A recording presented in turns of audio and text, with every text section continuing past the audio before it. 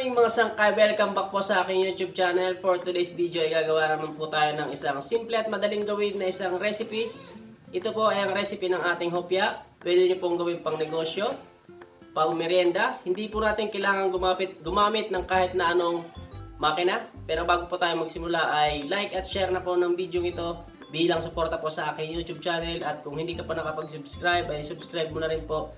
At pindutin ang bell button para laging updated sa mga upload ko pang mga video. So mga sangkay, simulan na po natin ang paggawa ng hopya.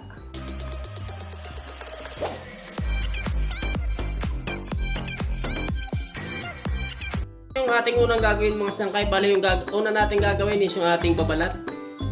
Asukal, yung una nating ingredients. Sunod ay mantika. Next ingredients ay tubig. Next step natin ay haluin muna natin yung ating unang nilagay na ingredients. Unawin natin yung asukal.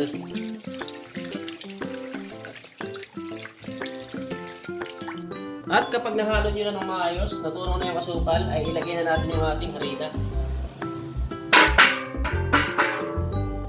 At buuhin lamang po natin yung ating nahalo.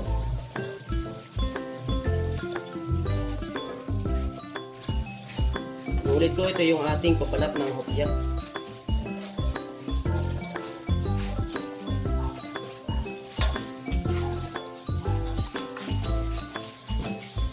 At ayan, kung sakaling nabuo nyo ng inyong papalat ay bali pakikinisin na po natin. So ganito yung aking pamamaraan ng pagpapakinis mga sangkay. Ganyan lang po tayo magpakinis ng hopya. Ganyan.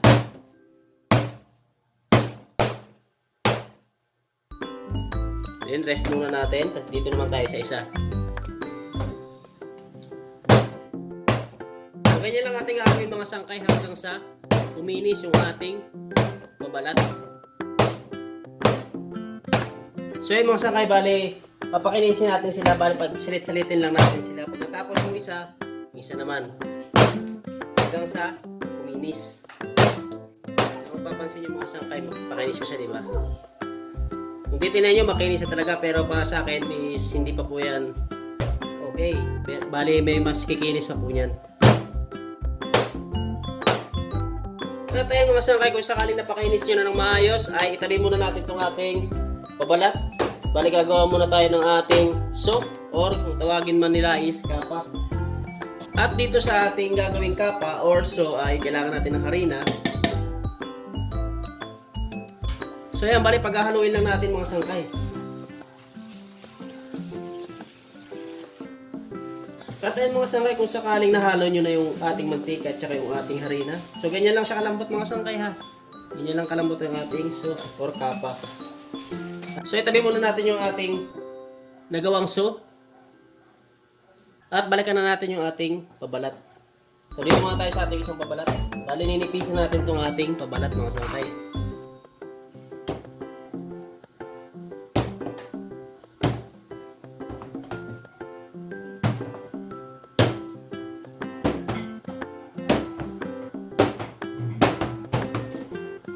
At ayun ang mga sangkay, kung sakaling napanipis nyo ng inyong ginawang pabalat kanina. Ayan, manipis na siya.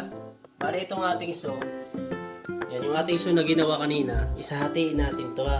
Kalahati lang yung ating ilalagay. Dahil yung kalahati, para dito sa isa.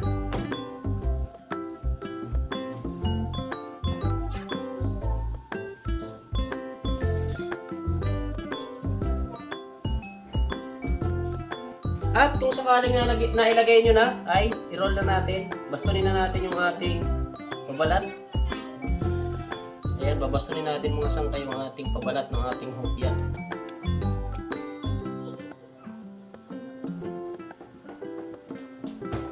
Rest muna natin.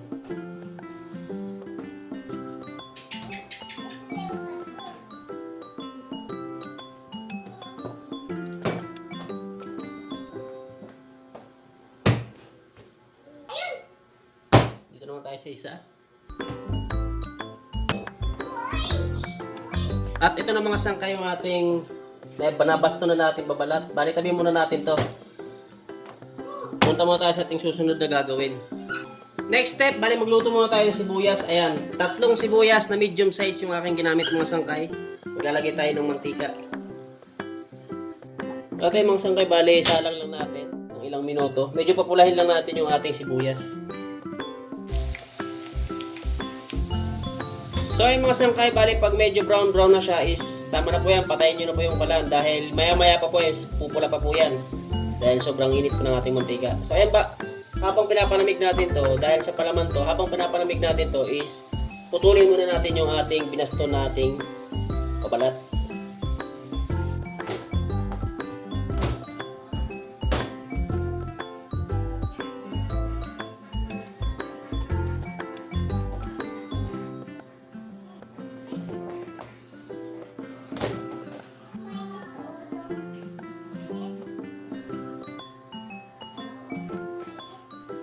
So ayun na mga sangkay, bali nakat na natin yung ating pabalat. Bali gagawa na tayo ngayon ng ating palaman. At sa ating palaman ay ito yung ating linuto kanina na sibuyas. Lagyan natin dyan. Kasama yung mantika mga sangkay ha. At maglagay tayo ng tubig. Next maglagay tayo ng sukal. Next ay asin.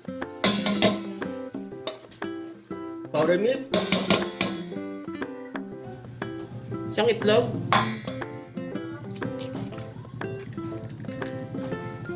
Next ay margarine. So bali pag nalagay na natin yung mga ingredients na aking nabanggit mga sangkay ay haluin muna natin. Haluin muna natin ang ating mga ingredients na nilagay.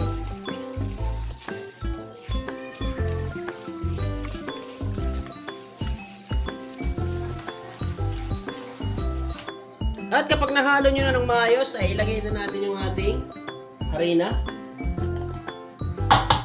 Red flour, third class yan mga sangkay ha. At bubuuhin na natin ngayon yung ating palaman.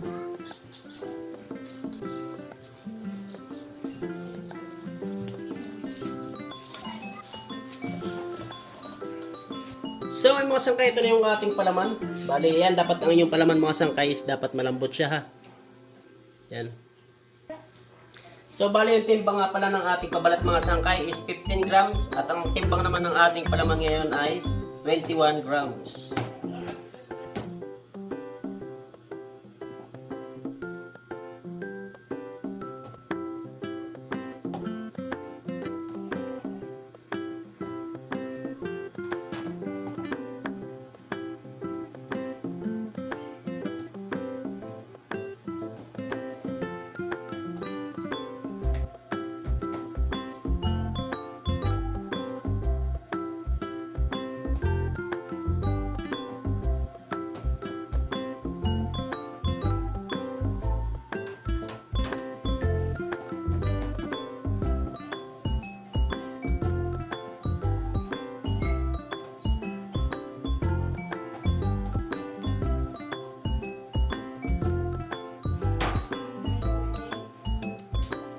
At ayan na po yung ating hopya. Bali na forma na natin. Umabot siya ng 108 pieces. So ngayon bali punta na tayo sa ating susunod na gagawin.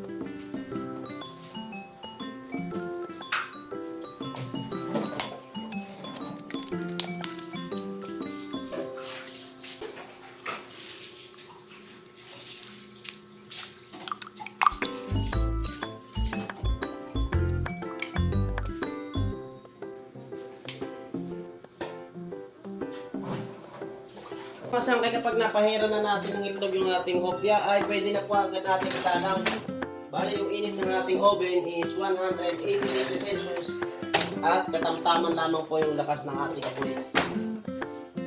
Bali antayin nyo lamang po kung ilang minuto ko lulutuin yung ating hopya. At after 6 minutes mga sangkay, simula ng ating isinalang ay lipat natin sa taas yung ating hopya. After 6 minutes mga sangkay, bali nilipat doon sa taas yung salang natin.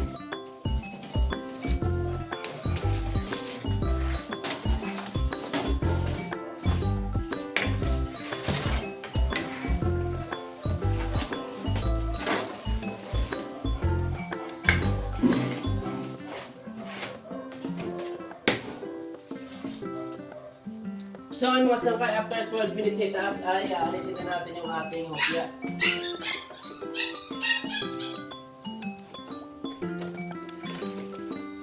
At yan po yung ating hopya. Bale, linuto natin siya ng 18 minutes, 6 minutes sa ibaba at 12 minutes sa itaas.